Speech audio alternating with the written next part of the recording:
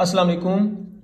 ये पोएम जो कि विलियम ब्लेक ने द डिवाइन इमेज के टाइटल से लिखी है, इसको पब्लिश किया गया था 1789 में। अब इसकी पहले टेक्स्ट देखते हैं, उसके बाद लिटरेरी टर्म्स जो इसमें यूज की गई हैं उनको डिस्कस करेंगे।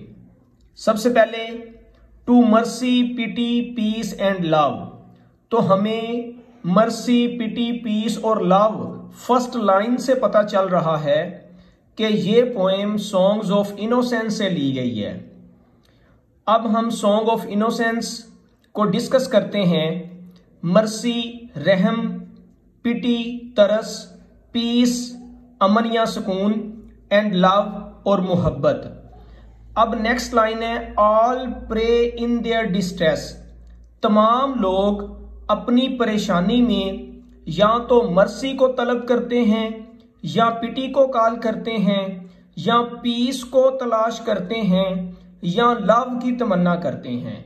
तो सादा लफ्जों में ये कह लो कि ये जो 4 कैरेक्टरिस्टिक हैं मर्सी की, पिटी की, पीस की और लव की, तमाम लोग इन्हीं की तरफ अपनी तवज्जो करते हैं जब वो परेशानी में होती हैं।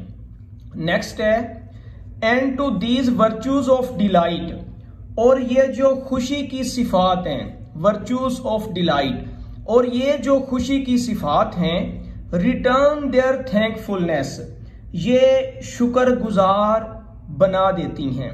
मतलब ये कह लें कि जब मर्सी, पिटी, पीस और लव नसीब होता है तो फिर शुक्रगुजारी जो है वो हमें मिल जाती है और शुक्रगुजारी नसीब हो जाती है। नेक्स्ट क्वाट्रेन की तरफ चलते हैं। For mercy, pity, peace and love is God.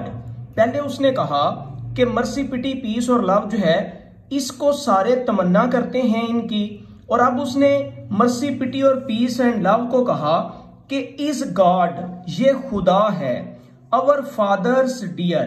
अब ये मैं बाद में डिस्कस करूंगा फादर डियर का वर्ड क्यों यूज किया उन्होंने। फिलहाल ये है कि ये गॉड है, अवर फादर डियर, जो के फादर है। To and mercy, pity, peace and love. ये लाइन जो है ना वो अभी आपको कंफ्यूज होगी, तो मैं बाद में आपसे ये डिस्कस करता हूं। ये लाइन सादा लफ्जों में आप ये समझें कि जो मर्सी, पिटी, पीस और लव है ये असल में गॉड है और यही अवर फादर डियर है। फादर डियर से मुराद यहां गॉड ही की तरफ इशारा है। नीचे वो कह रहा है and mercy, pity, peace and love is man. और यही कैरेक्टरिस्टिक जो कि मर्सी की, पिटी की, पीस की और लव की हैं वो इंसान की हैं। हिज चाइल्ड, जो कि उसकी औलाद है, फादर की औलाद है। तो एंड केयर, और ये चीजें जो कि मर्सी, पिटी और पीस लव है ये उसको अपनी निगहदाश्त में ले लेती हैं। अब ये 2 लाइनें समझें। यहां अकॉर्डिंग टू क्रिश्चियनिटी एक ट्रिनिटी का फेथ पाया जाता है क्रिश्चियन फेथ के मुताबिक, जिसमें एक फादर है, फादर से मुराद गॉड है अकॉर्डिंग टू क्रिश्चियनिटी। एक सन है, सन से मुराद क्राइस्ट है, ईसा अलैहिस्सलाम, और एक होली स्पिरिट जिनको मरियम अलैहिस्सलाम का नाम देते हैं। अब ये ट्रिनिटी का फेथ क्रिश्चियनिटी में पाया जाता है, तो फादर से मुराद क्रिश्चियन गॉड लेते हैं।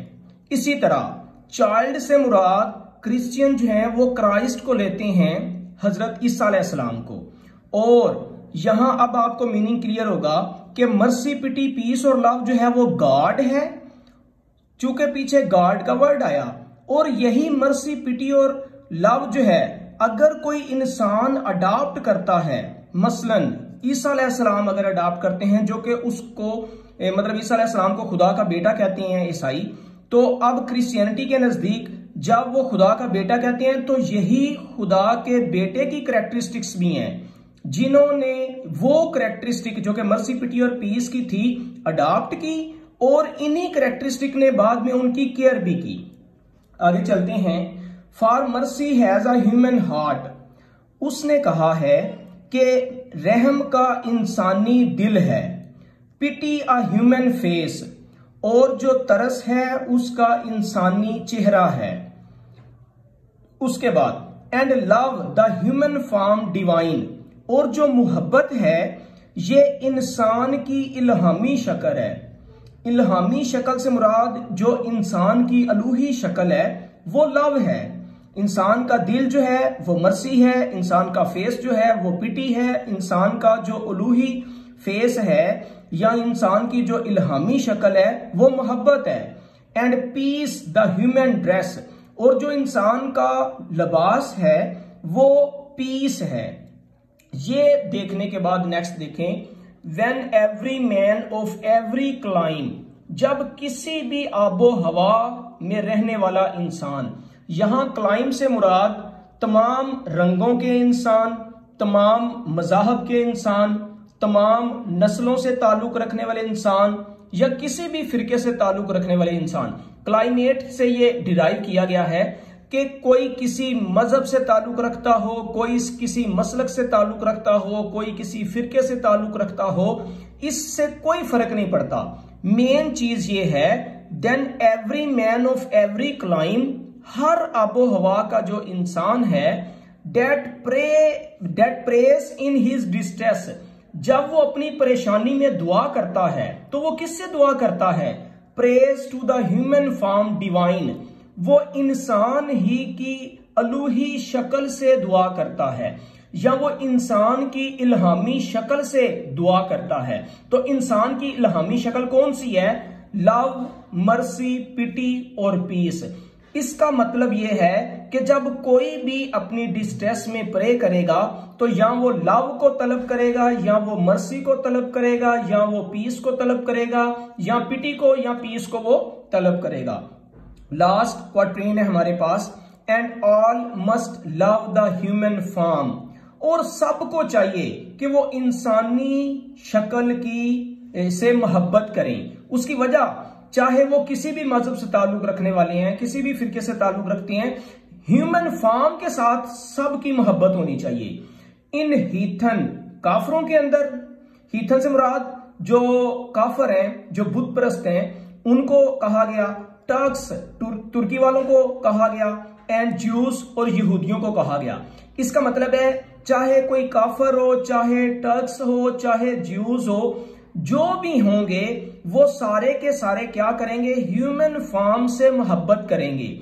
मतलब ये कि वो लोग जिनके अंदर लव, मर्सी, पिटी और पीस पाया जाता है, उनसे मोहब्बत करनी है, चाहे वो हीथन में हो, टर्क्स में हो या ज्यूस में हो।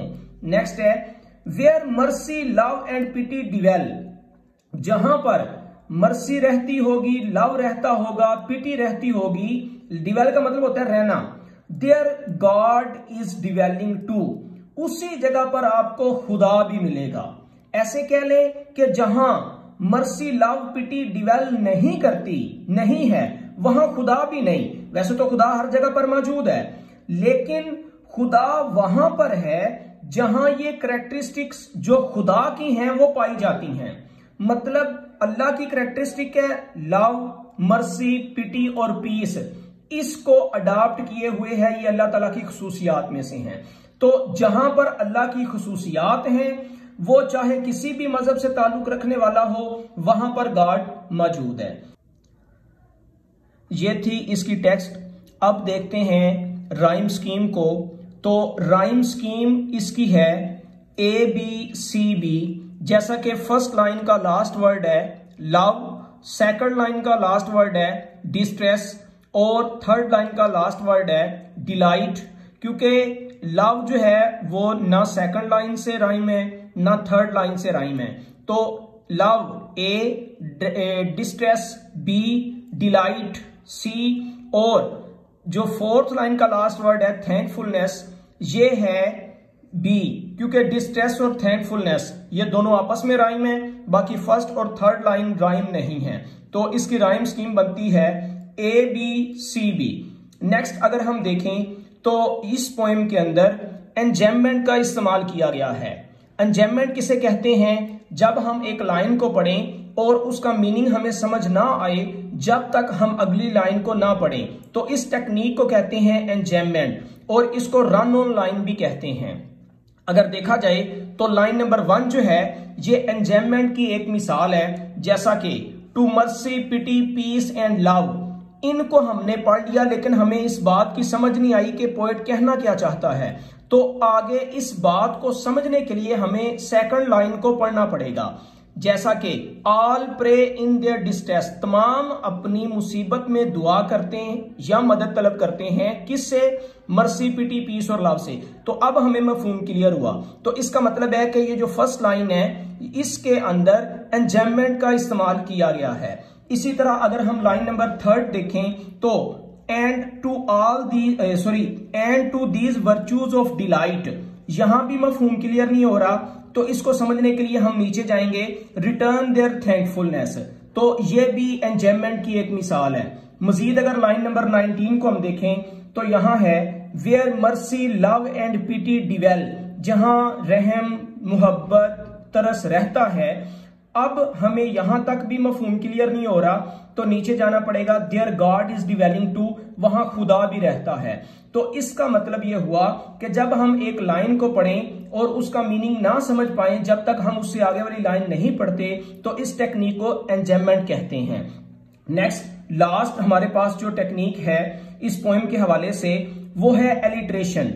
एलिट्रेशन किसे कहते हैं? बिगिनिंग ऑफ टू और more than two words in the same line, एक ही लाइन के अंदर दो या दो से ज्यादा अल्फाज का आगाज विद द सेम लेटर्स, एक ही लेटर्स के साथ हो। मतलब एक ही लेटर्स के साथ जब दो या दो से ज्यादा लफ्जों का एक ही लाइन में चल रहा हो, तो हम उस टेक्निक को एलिट्रेशन कहते हैं। अगर देखा जाए लाइन नंबर 1, तो यहां पर है to mercy, pity, peace and love, तो यहां जो पिटी है ये भी और पीस ये भी एक ही वर्ड से, एक ही लेटर से स्टार्ट हो रहे हैं, तो पी से स्टार्ट हुए दोनों, ये एक एलिट्रेशन की एग्जांपल है। इसी तरह अगर हम लाइन नंबर 9 को देखें, for mercy has a human heart, H H H, तो इसका मतलब यह हुआ कि एक ही लेटर से स्टार्ट हो रहे हैं कुछ वर्ड्स। इसी तरह अगर हम लाइन नंबर 17 को देखते हैं, एंड ऑल, तो इसका मतलब है ये भी ए से और ये भी ए से, तो इस टेक्निक को हम एलिट्रेशन कहते हैं। थैंक यू, बहुत शुक्रिया।